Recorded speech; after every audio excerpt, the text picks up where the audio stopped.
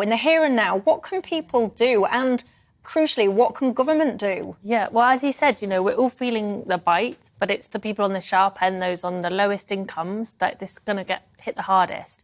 Obviously, as we go into the winter and the energy price cap is set to rise again, then this is going to push more people that are in poverty into deep poverty.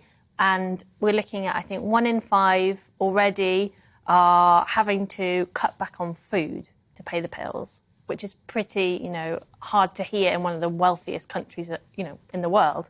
So, there are some really simple things. I think it's a scandal that we're in this situation. And one of the biggest scandals is that universal credit hasn't been uplifted. We could have just reintroduced the uplift that was there during the pandemic, also uplift it in line with inflation.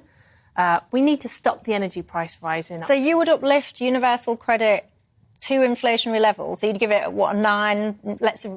9 point, what is it now, 9.4, 9.6%, you'd rise it by that much? I mean, I think ideally, because we're looking at really, really, really deep poverty, which will, people growing up in those households, children, will be really scarred their whole life if they get into such bad poverty. So it is really important that we try and protect families now.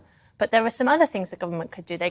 We don't have to have this, the energy price cap rise in October that's projected at 77%, which would mean people looking at annual bills of around £3,500. This is pushing not just the kind of 1.5 million people in poverty we heard earlier, but pushing maybe up to 10 million people into fuel poverty. They could increase the tax on oil, energy and gas companies. There was a windfall tax announced that could be extended and increased. And, we can start bringing in some of these energy companies into public ownership. There's no reason why we can't start that now. So there's a lot that can be done.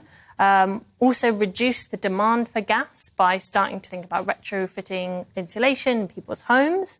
And essentially, getting off fossil fuels so that in the long run, we're not dependent on international energy companies hiking prices. Just to compare the 77%, France, who has a state-owned energy company, EDF, households there saw a 4% rise. We're seeing 77%. That's the difference.